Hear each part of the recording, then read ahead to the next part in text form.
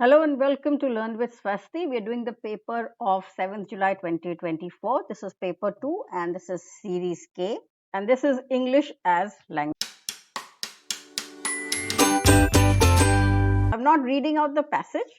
It talks about social media and the plane crash on Hudson River. Let's go on to the answers. So question 91, news on social media, it travels fast. They are not insignificant, not always reliable, they are not always deliberately, so it travels fast. Question 92, read the following statements. A plane crashed on 15th January. So this is correct.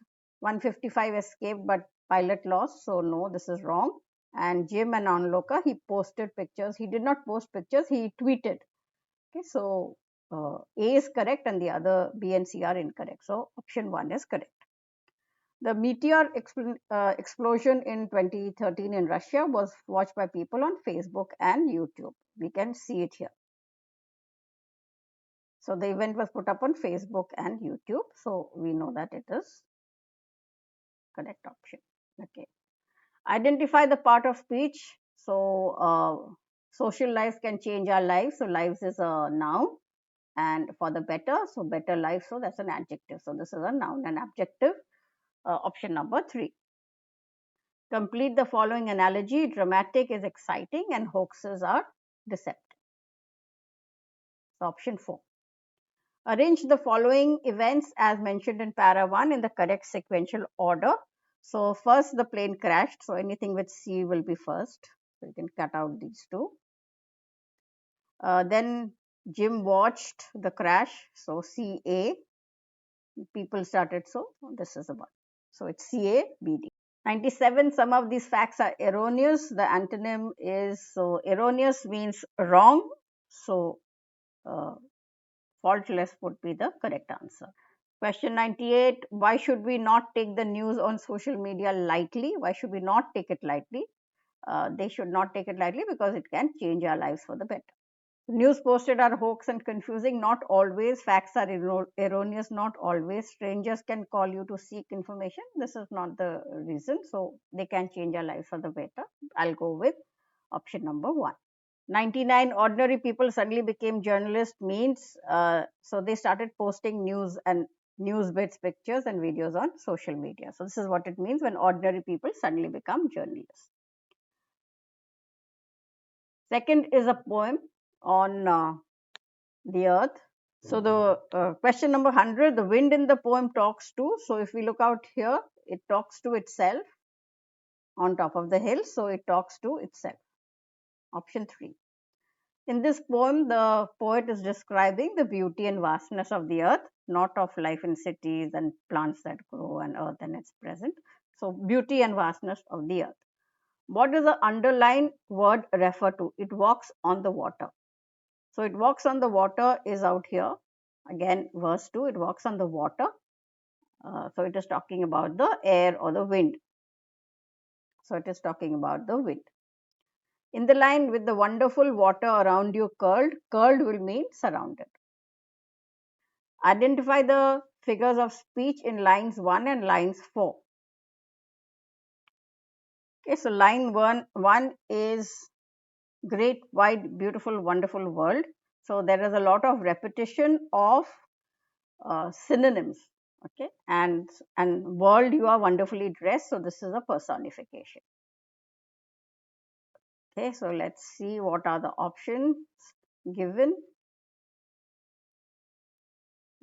So only these two. It's not an alliteration, it's an anaphora. So anaphora and personification is what I'll go with. Anaphora is when you kind of repeat the same concept, sometimes even the same line. Repetition is the exact words or things being repeated. So anaphora is when you are kind of repeating the same idea throughout. So it'll be anaphora and personification.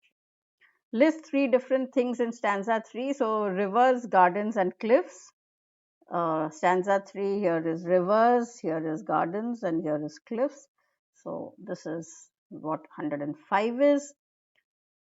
So with that we come to the end of comprehension part. Let's move on to pedagogy. So question 106, the impact of tests and assessment on teachers, learners and material. This is called the washback effect. So whenever you are having any kind of test, it kind of brings, uh, it's called a washback effect because it affects the way you are going to do things in future. So that's called the washback effect. Okay, match the language teaching methods of column A with their understanding or related activities. Okay, so communicative language learning is socially acceptable. Okay, direct method is your grammar is taught inductively. So let's see 1 and 4. A is 1, B is 4. So option will be 3. Grammar translation method is written text in literary text. So more of written is used. And Dr. West's new method is focuses on silent reading. I really don't know why that has been said, but we know A and B and C to be correct. D, I guess, just falls in place. Okay, so option 3. Which school of learning believe that language, whether verbal or non-verbal, takes place through the process of habit formation? So habit formation is behaviorism. A language teacher brings everyday objects such as newspaper, menu card. What is she doing to make language happening? So she is using authentic material to make her teaching more realistic and useful. Not multiple languages, awareness, no. Real life situations, no. This is real life material. This is called authentic material. Which of the following is not true? So Hindi is the lingua franca of the Indian subcontinent is not true. Sanskrit has been put as a modern Indian language. Uh, English is the associate official language, and the 8th schedule has 22 languages. So these 3 are true, whereas Hindi is not the lingua franca. Lingua franca means the language which is spoken all throughout. So multilingualism in India intends teachers to understand that a language policy should be framed in a diverse society. Language, identity, and culture are separate, so they are not separate. Communication happens and social cohesion is maintained. This is also something we can think about, but it should be framed in a diverse society, for a diverse society. I don't know, in okay. And minority language should be clubbed with dominant languages. No. So it's between 1 and 3. I'm going with 1. The time and place of the story is called a setting. So setting is when does the story take place, what time, what place. So this is the setting.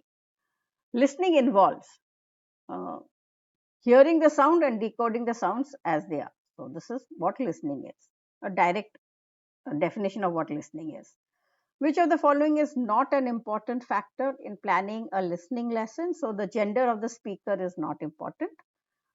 Number of speakers also can be taken over. Gender is absolutely not important. What skill of language is known as receptive skills? So listening and reading are receptive skills. You receive it, they are passive, not active. 116, a teacher gives a task to familiarize the learners with the vocabulary used in restaurant. What among the following should be the objective of the lesson? Text about holiday destination, critical thinking, no. This is to acquaint the learner with the lexical terms. So lexical terms are your main functional terms, functional or the content words. So this is what the teacher is doing. In a language class, students from different they form groups under the guidance of a teacher and present an advertisement. Learning language in this way, it is not competition, it is not guidance, it is collaborative learning, I guess, is what I would go with. It's not a language game. Let's see.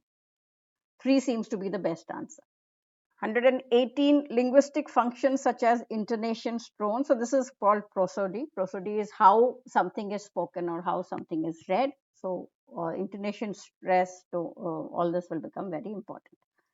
119, in a language class, a teacher asks a group of students to act as purchasers, property developers, others are watching. So this is a role play. It's not a drama because a drama is well scripted. This is a role play. Schools should follow additive bilingualism. Additive bilingualism is when you keep the first language, you use the first language and you add on another language. So it gives importance, it values the culture and language of the child. Promotes the child's language but not culture, no. Hinders, no. Gives importance to teaching English, so not always English. So 3 is the correct answer. So with this, we come to the end of English as Language 1, paper 2, the 7th July 2024 paper. And this is series K. If this video was useful, please give it a like and share and follow me for your CTET preparations.